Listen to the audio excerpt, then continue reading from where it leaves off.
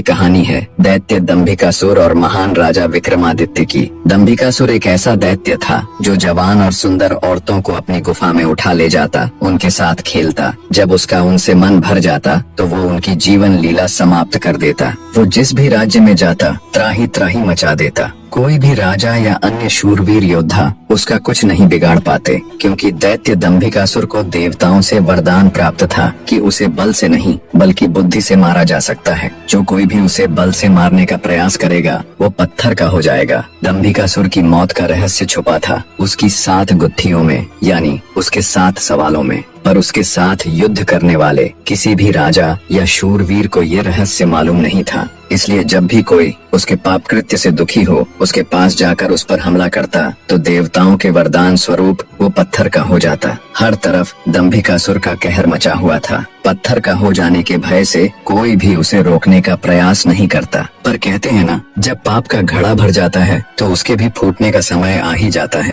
हर जगह अपनी मनमानी कर एक दिन दैत्य दंभिकासुर ने उज्जैन नगरी की तरफ रुख किया। उज्जैन नगरी के ऊपर उस समय महान राजा विक्रमादित्य का शासन था। महाराज विक्रमादित्य न केवल बलशाली थे बल्कि वे बहुत बुद्धिमान भी थे। उन्हें हर प्रकार के कौशल में महारत हासिल थी।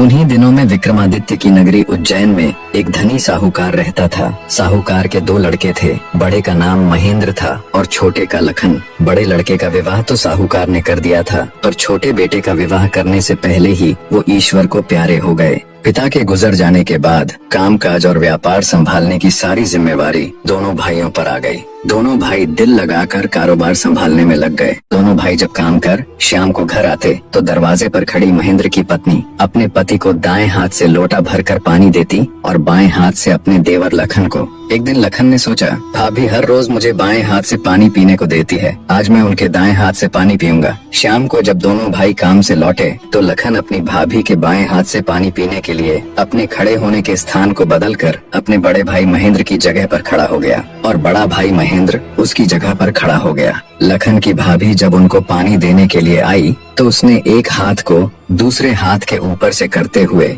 दाएं हाथ का लोटा अपने पति को दे दिया और बाएं हाथ में पकड़ा हुआ लोटा लखन को दे दिया। ये देख, लखन बोला, भाभी आज मैंने भैया के स्थान पर खड़ा होकर सीधे हाथ से दिया हुआ पानी पीना चाहा, परंतु आपने अपने हाथों को बदलते हुए मुझे बाएं हाथ से ही पानी दिया। आप मुझे बताएं, आपने ऐसा क्यों किया?